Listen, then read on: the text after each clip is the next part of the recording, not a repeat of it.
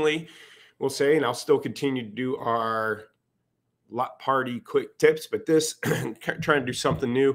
Anytime I'm in front of my computer, I don't know if it's something I'm going to do daily or a few times a week, but grab a headline and that we see about used car operations or the automotive business that kind of stands out, and kind of cover my thoughts on it. And one of the articles I want to go over today is this one was done on October 29th. This come from Auto Remarketing. If you guys don't have subscription to Auto Remarketing, I would encourage you. A lot of great used car information there.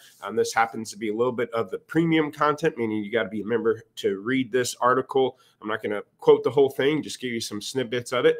But check out Auto Remarketing. Also, they have a used car week coming up in November. Every year they do a used car week, and it's a great, just look up usedcarweek.biz, I think, or just Google used car week conference, and you'll see it there. Get a hold of me if you're interested in attending it. But this from Joe Overby on October 29th, so just Friday.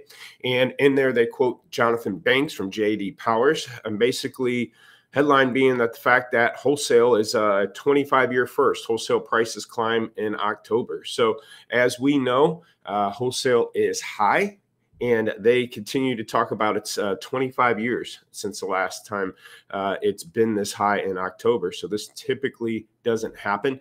And again, the reason why they say the wholesales are so high is because of the lack of new car inventory.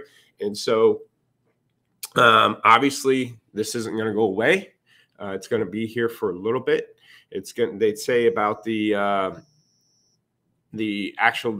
wholesale due to lower levels, availability of units flowing through auction lanes, and industry challenges remain in place. So this is going to be continued high. But here's the caveat. So wholesale is high, and we know it's going to continue that way for the near future until new car inventories are replenished and rental car companies get plenished. But one of the trends that we always talk about is watching used car activity. Now, again, each region is going to be a little bit different, but as we look in shopper indexes, and this is something that we track through sites like Auto Trader, shopper activities and stuff for years. You can go to google.com trends and type in used cars and look over the last 5 years, where you typically find, again, looking nationwide, that there is anywhere from a 35 to 45% drop in shopper engagement from the peak, which is typically February, March range, down through December. So peak on those trends, and Google trends tend to do hundredths the peak. They don't give you a raw number, but hundredths the peak, and that happened in the March range. And through December, it typically every year gets into the 50s, mid 50s to low 60s. So you're going to get traditionally slower activity and people looking for used cars. And part of this article says, on the retail side, though, and TrueCar is calling for a 3.5 million used car sales in October, which will beat last year figures by 5%, though they will trail September by 2%. Okay, so even though wholesale is high, we're going into a slower used car. Wholesale's high, but we're going into a retail, slower used car engagement.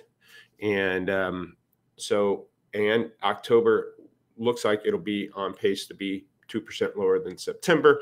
So my guess is November and December will continue to be lighter months also. So keep that in mind. Even though wholesale is high, this is where it gets tricky. Doesn't mean the retail is going to be there. And where do you got a price position to keep your inventory moving?